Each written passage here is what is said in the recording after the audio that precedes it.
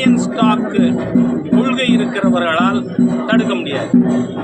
ஏன்னா இன்னைக்கு அது நீட்டாக இருக்கட்டும் அல்லது கல்வியை மாநில பட்டியலில் கொண்டு வரணும்னு பேசுகிற பேச்சாக இருக்கட்டும், இதெல்லாம் யாரோடது? திரவிடியன் ஸ்டாக்கோடது. BJP national alternate. அதனால் அதையே பேசக்கூடியவர்கள் களத்துக்கு வந்தால் அவர்கள் வாக்குகள் சிதறலாம்.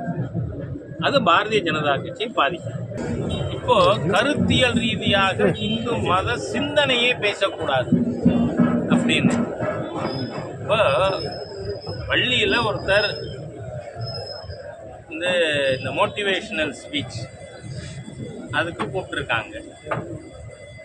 அவர் கர்ம வினை பற்றி முற்பிறப்பு இப்பிறப்பு அதில் செய்கின்ற நம் செயல்கள் நமக்கு தாக்கத்தை ஏற்படுத்தும் அப்படிங்கிற விஷயங்கள் அவர் திருமூலர் சொன்னது, திருவள்ளுவர் சொன்னது எல்லாத்தையும் பேசியிருக்கார். உடனே இப்போ நேற்றுக்கு பார்த்தா இதுவும் பயங்கரவாதியை கைது பண்ணுறது மாதிரியா 200 போலீஸா, ஒரு ஏடிஜிபி, 4 டிசி, 4 ஏசி, என்ன நடக்கிறது தமிழ்நாட்டில்? நான் கேட்குறேன், மாண்புமிகு பிரதமரை பீஸாக வெட்டுப்பேன்னு சொன்ன ஒரு வன்முறைவாதி, அநாகரிகமான தேச விரோதி. ஏன்னா பிரதமரை பீஸாக வெட்டுவேங்க. அந்த தாமோ அன்பரசனை ஏன் இன்னும் இந்த காவல்துறையும் சரி இந்த அரசாங்கம் ஏன் கைது பண்ணலை? பிரைம் மினிஸ்டர் அப்படி பேசலாமா? ஒன்றும் இல்லை, யாராவது ஒரு பிஜேபிக்கார் இந்த மந்திரி சபையில் இருக்க யாரையாவது அப்படி பேசிவிட்டாருன்னா சும்மா இருக்குங்க. சட்டம்னா எல்லாருக்கும் ஒன்று தானே, சட்டத்துக்கு முன் அனைவரும் சமம். அதனால் இந்த அரசாங்கம் தமிழக டிஜிபி உடனடியாக தாமோ அன்பரசனை கைது பண்ணணும்னு கேட்டுக்கிறேன்.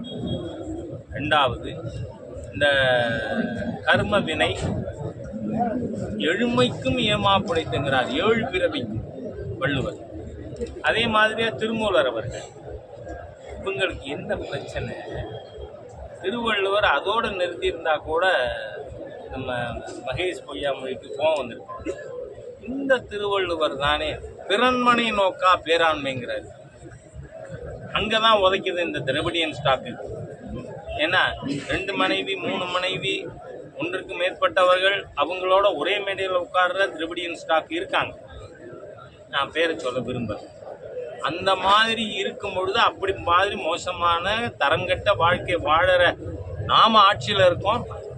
அப்போ ஒழுக்கத்தை போதிக்கிற வள்ளுவரை பற்றி பேசலாமா இவங்க அப்படின்னு நினைக்கிறாங்க போல இருக்கு.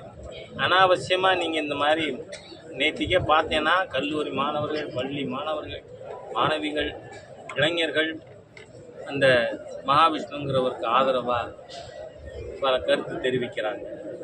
ஏன்னா நீங்கள் கருணாநிதி பற்றி யாரோ ஒருத்தர் அதிமுகவில் எழுதி பாடினது, இந்த பாட்டை சாத்த துருமுருன்னு ஒருத்தர் பாடிவிட்டார், தடை பண்ணுறேன்னு. நீங்கள் கோடிக்கணக்கான பாட்டு பல பேர் காலர் டியூனாக வச்சுக்கிறான்.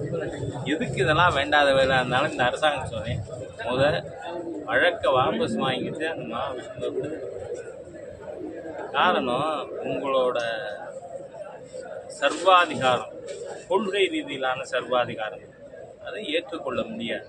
வீதிக்கு வீதி கர்மவினை பற்றி பேசுவோம்.